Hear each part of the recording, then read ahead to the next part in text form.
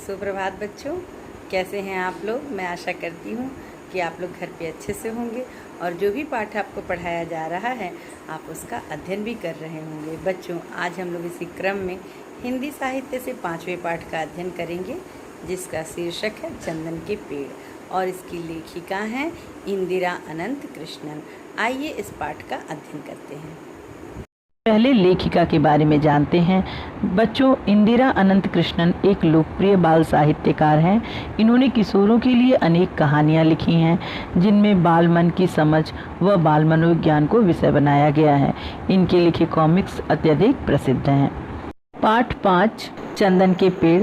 बच्चों, दक्षिण भारत में चंदन के बहुमूल्य पेड़ों की अवैध कटाई और चोरी की घटनाएं अक्सर सुनने में आती रही हैं। इससे जहां एक ओर प्रकृति का संतुलन बिगड़ता है, वहीं दूसरी ओर सरकार को राजस्व की हानि भी होती है। इसे रोकना सभी का कर्तव्य है। बच्चों, इस पाठ में पेड़ों की अंधाधुंध कटाई के कारण हुए भूस्खलन के शिकार हुई एक लड़की जो अपनी आंखें खो बैठती है, अपने साहस और बहादुरी से चंदन की चोरी करने वाले गिरोह और भ्रष्ट पुलिस कांस्टेबल का कैसे भंडाफोड़ करती है, इस कहानी में उसका सुंदर चित्रण हुआ है। मेरे माता पिता और मैं पूर्वी घाट में करीमुनाई गांव के निकट रहते थे। पिता पहाड़ी की ढलान पर सीढ़ीनुमा जमीन पर खेती करते और माँ बकरियों की देखभाल करती। मैं उन दोनों की मदद करती और गांव के स्कूल में पढ़ने भी जाती। गुगू कुत्ता मेरा साथी था। हम दोनों को पहाड़ी की ढलान पर ऊपर नीचे दौड़ना बहुत अच्छा लगता था। जिस दिन मैं 13 वर्ष की हुई, उसी दिन एक बड़ी दुर्घटना हो गई। सूरज निकल चुका था। मेरे माता पिता और मैंने एक धीमी गड़गड़ाहट सुनी। बकरियां और गुगू परेशान दिख रहे थे। मिनटों में ही एक जोर का धमाका हुआ और मेरे सिर पर एक पत्थर आ लगा। मैं मुड़ी, मेरे सिर में बहुत दर्द हो रहा था। अम्मा, तुम कहाँ हो? मैंने पुकारा, लेकिन पहाड़ी से फिसलते लुढ़कते पत्थरों के शोर में मेरी आवाज़ दब गई। मुझे ऐसा लगा कि मेरी माँ ने मेरा नाम लेकर पुकारा, सुनंदा। मैंने भागना चाहा, लेकिन हिल भी ना सकी। मैं उस डरावने भूस्खलन को देखती रह गई। अचानक कोई नुकीली चीज़ मेरी आंखों पर आ लगी। डगमगाकर मैं वहीं गिर पड़ी।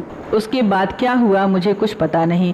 जब मुझे रावगुरु के घर में होश आया और आंखें खोली तो चारों ओर अंधकार था। मैं अपनी आंखें खो बैठी थी। सिसकियों से मेरी देह कांप उठी। गुगू उस समय भी मेरे हाथ को चाटता हुआ पास ही खड़ा था। रावगुरु गांव के स्कूल की प्रधानाचार्य थे। वह मुझे अपने घर ले आए थे। मेरे माता पिता और बकरियां उस भयानक भूस्खलन का ग्रास बन गई थीं, लेकिन गुगू और मैं चमत्कारिक ढंग से बच गए थे। ये सब रावगुरु ने हमें बताया था। उन्होंने और उनकी पत्नी ने, जिन्हें मैं मामी कहती थी, मेरे साथ बड़ा अच्छा व्यवहार किया। लेकिन मुझे अपने माता पिता और घर की बहुत याद आती। लेकिन सबसे अधिक भयानक था मेरे चारों ओर का अंधकार। मुझे ऐसा लगता था मैं बहुत अंधेरे और गहरे गड्ढे में गिर रही हूँ, गिरती जा रही हूँ। मैं बड़ी कोशिश करके अपनी सिसकियाँ दबाती।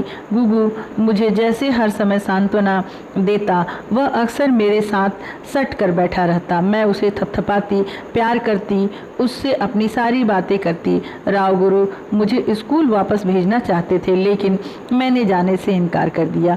मैं दूसरी लड़कियों से इतनी निम्न हो गई हूँ कि सब मेरा मजाक उड़ाएंगे और मैं रोने लगी। रावगुरु अनिच्छापूर्वक इस बात पर सहमत हो गए कि मैं घर पर ही रहूं।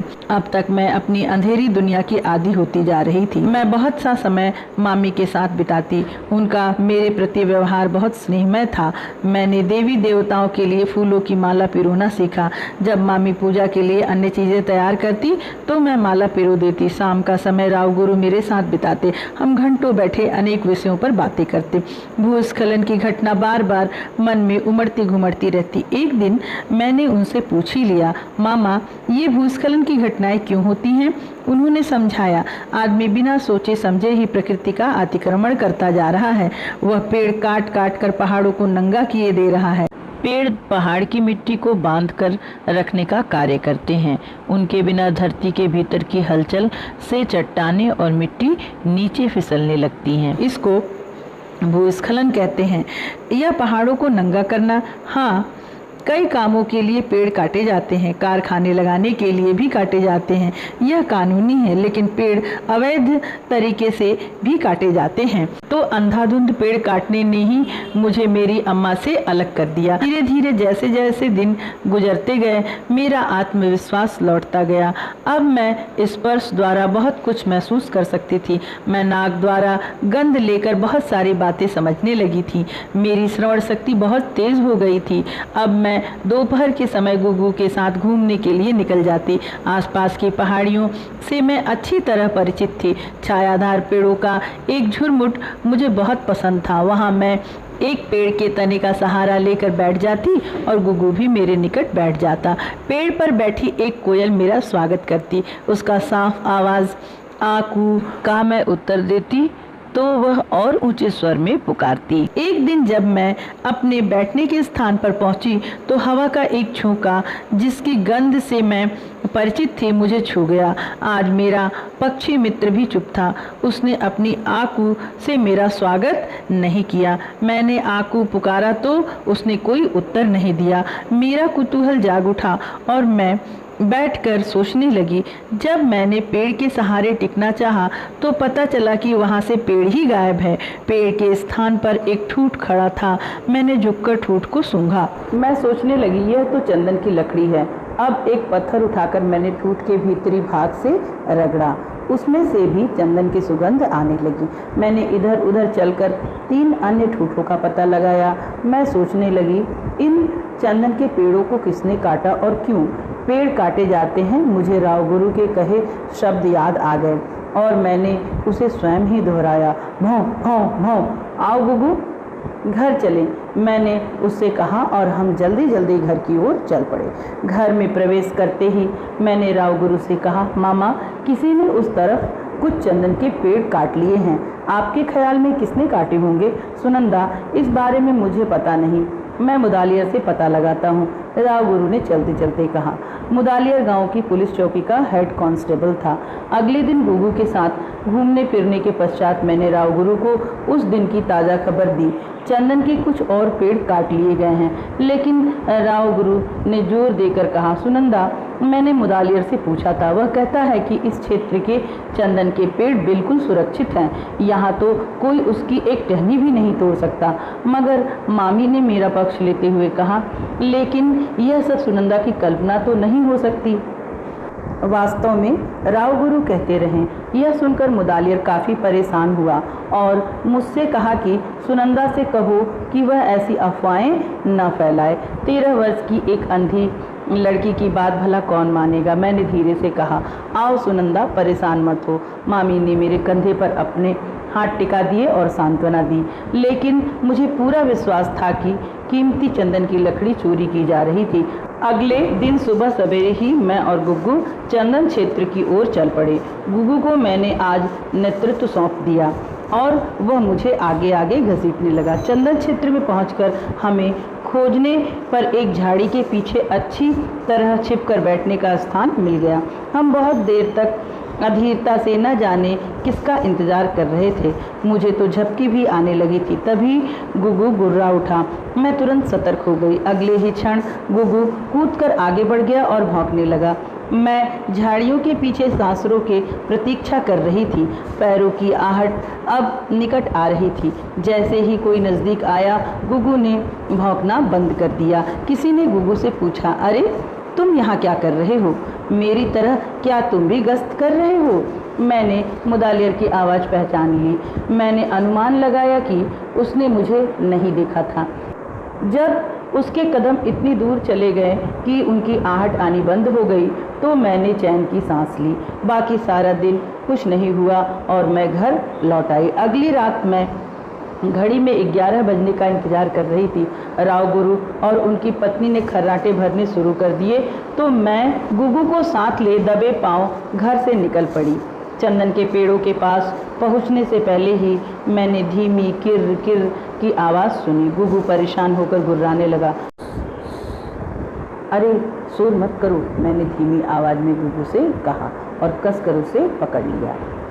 हम आगे बढ़ते रहें और आवाज़ें तेज़ होती गईं। मुझे ख्याल आया यदि यहाँ कुछ गड़बड़ घोटाला हुआ तो इस स्थान में खूब प्रकाश होना चाहिए। आदमी अंधेरे में तो काम कर नहीं सकते, तब तो वे मुझे ज़रूर देख लेंगे। मैंने गुगु को रास्ते के एक तरफ धकेल दिया, फिर उसका पट्टा पकड़कर झुकती हुई बढ़ने लगी। मेरे कान एकाग्र होकर सब तरह की आवाज़ों को सुन रहे थे। किर किर का स्वर बराबर आ रहा था और अब वाहनों के इधर उधर जाने की आवाज़ भी यदाकदा सुनाई दे रही थी।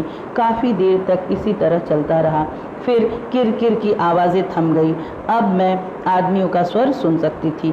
रमेश, आज के लिए इतना ही काफ़ी है। रात के 2 बज रहे हैं और हाँ, इस चंदन की लकड़ी को बेचकर तुम जितना कमाओगे उसका 10% मेरा होगा। यदि मेरा हिस्सा नहीं दोगे तो उच्च पदाधिकारियों को सतर्क कर दिया जाएगा और तुम जीवन भर के लिए जेल के सीकचों के पीछे सड़ते रहोगे। एक क्षण के लिए मैं धक सी रह गई। जो आवाज़ मैं सुन रही थी वह तो मुदालियर की थी। मैं सांस रोके और गुगु का पट्टा पकड़े खड़ी रही। ज़रूर दूंगा जनाब, एक अन्य स्वर ने कहा। फिर सब कुछ शांत हो गया। मेरा हृदय इंजन की तरह धक धक कर रहा था। मैं गुगु को पट्टे से खींचती हुई सीधे घर की ओर लपकी।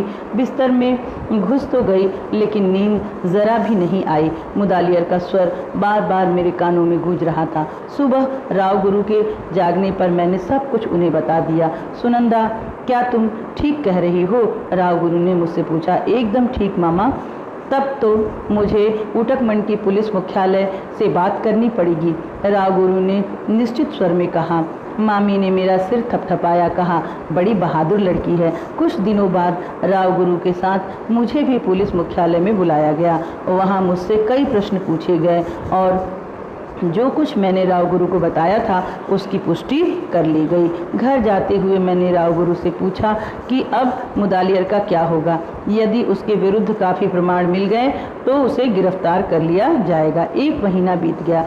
एक सुबह राव गुरु ने मेरे हाथ को अपने हाथ में लेकर प्यार से कहा, सुनंदा, चंदन की लकड़ी की चोरी का भंडाफोड़ करने के लिए पुलिस विभाग ने तुम्हें इनाम दिया है। मैंने उनका हाथ पकड़कर चूम लिया।